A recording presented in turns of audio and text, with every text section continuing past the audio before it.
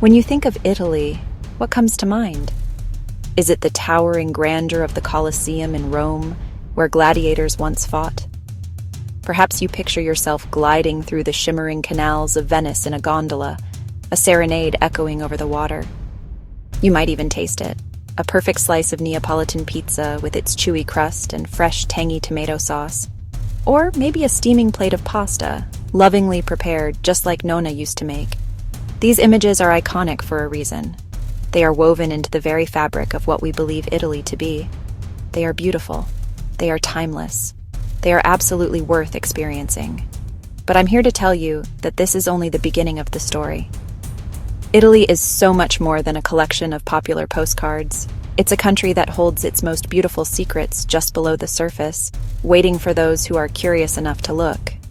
It's a place where history isn't just confined to museums. It lives and breathes in the very cobblestones under your feet. It's a land of breathtaking landscapes that stretch far beyond the rolling hills of Tuscany, reaching from the snow-capped peaks of the Alps to the sun-drenched turquoise waters of islands you've probably never heard of. This is not the Italy you think you know. This essay is an invitation to journey with me past the familiar and into the heart of the real Italy. We'll peel back the layers of this incredible country to uncover the surprising, the thrilling, and the truly unforgettable experiences that await. Together, we'll uncover 15 shocking reasons why Italy should be at the very top of your travel list now more than ever. Before we dive in, don't forget to hit that subscribe button and turn on the bell, so you never miss our travel adventures. When people talk about history in Italy, they often speak of it in the past tense. But in Rome, history is not a relic. It's a living, breathing entity that surrounds you at every turn.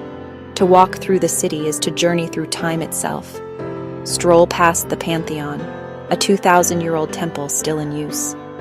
Its magnificent dome, open to the heavens. The city is built upon layers and layers of history, a sprawling, chaotic, and utterly beautiful chronicle of ambition and artistry. This isn't a conventional museum.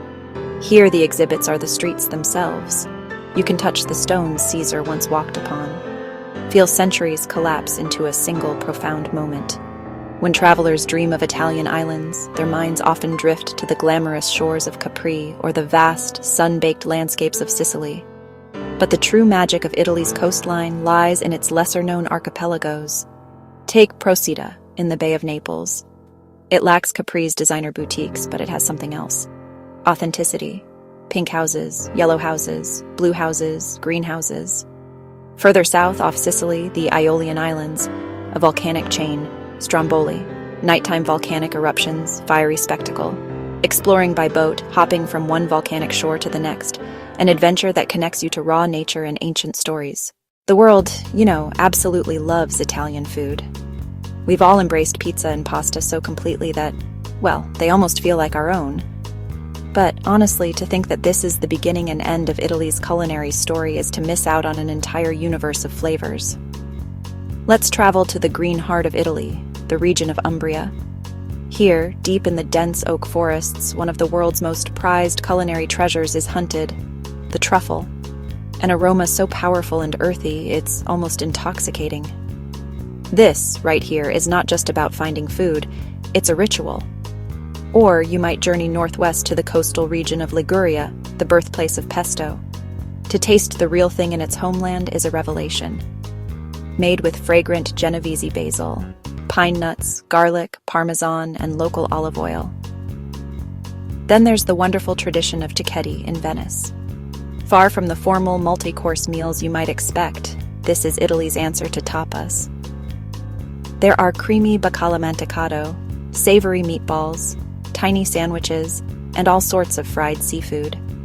It's a social, informal, and downright delicious way to eat. Across Italy, perched on precarious hilltops, hidden deep within its rugged interior, lie silent witnesses to the passage of time, the Paesi Fantasma, or ghost towns. One of the most famous and cinematic of these is Krakow. Clinging dramatically to a steep peak, the town was abandoned in the late 20th century after a series of landslides. Today you can only visit with a guide, walking through its silent, rubble-strewn streets. You can peek into what were once homes, bakeries, workshops, Another captivating example is Civita di Bagnoregio, known as the Dying City, accessible only by a long pedestrian bridge that spans a vast canyon. They remind us that even in abandonment, there is a profound beauty, a story waiting to be heard by those who are willing to listen to the echoes in the stone. In Italy, coffee isn't just a drink. It's a big part of their culture, a social get-together with unspoken rules. The first thing you'll notice is most Italians drink their coffee standing up at the counter, or al banco. You pay first at the cash register, la cassa, take your receipt, lo scontrino, to the barista, and tell them your order. A caffè macchiato, a cappuccino, is a morning-only drink. Then there's the caffè corretto, an espresso made better with a splash of liquor. It's a small, cheap, and truly real cultural experience, a deep appreciation for the small joys of daily life. While Italy is renowned for its solemn religious processions, it also has a wild, chaotic, and wonderfully bizarre side. Perhaps the most famous and messy of these is the Battle of the Oranges in the northern town of Ivrea. The air becomes thick with the sweet, sharp smell of citrus, and the streets run with rivers of orange pulp. Then there is the Palio di Siena, a bareback horse race that is more about fierce neighborhood pride than sport. The jockeys ride with a ferocity that is honestly shocking, and the roar of the crowd is deafening. But for those willing to venture further, Italy guards some of Europe's most stunning, secluded coastal secrets. You'll find Scala dei Turchi, the stare of the Turks.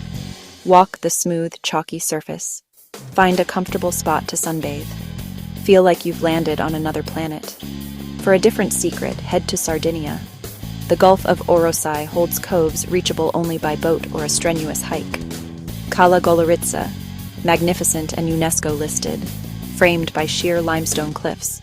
Sand so white it looks like sugar. However, to confine Italy's creative spirit to hallowed institutions is to miss a vibrant and evolving artistic conversation on the streets of its cities.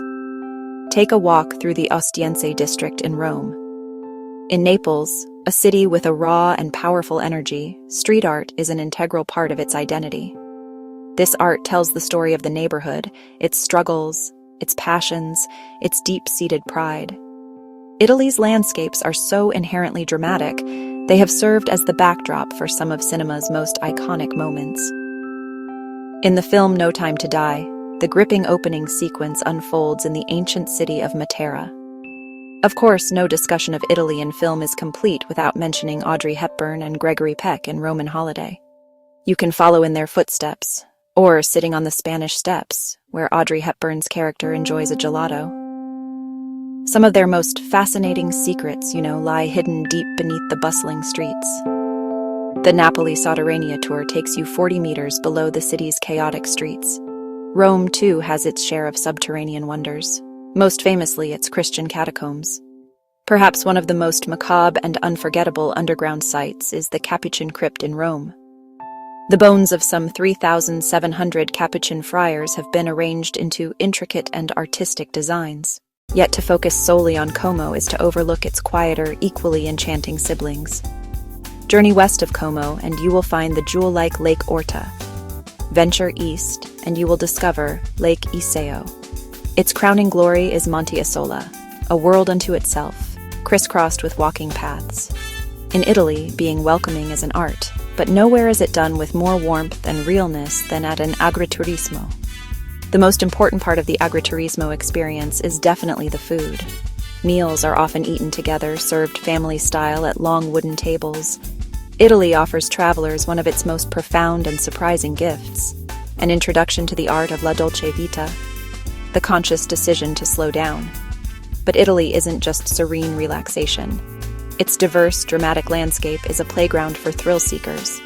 From the highest peaks to the deepest seas, the jagged, snow-capped Dolomites, skiing in winter, or try cliff diving from iconic rocky perches. One of its most surprising and deeply relaxing wonders comes directly from the earth itself, the natural thermal baths. Visiting at night, under a blanket of stars, is an even more ethereal experience, connecting you to the ancient, healing power of the planet. We have journeyed together across a country that is so much more than a destination. We have seen that Italy is not just a place to see, but a place to feel. Italy is a land of incredible contrasts, a place where you can find profound peace one moment and thrilling adventure the next, a puzzle box of experiences. Italy doesn't just offer you a vacation, it offers you a new perspective, one that will change the way you see food, history, art, and perhaps even life itself. Which of these reasons surprised you the most? Let me know in the comments. And if you loved this journey through Italy, hit like, share this video, and make sure you're subscribed for more unforgettable travel guides. The sweet life is calling.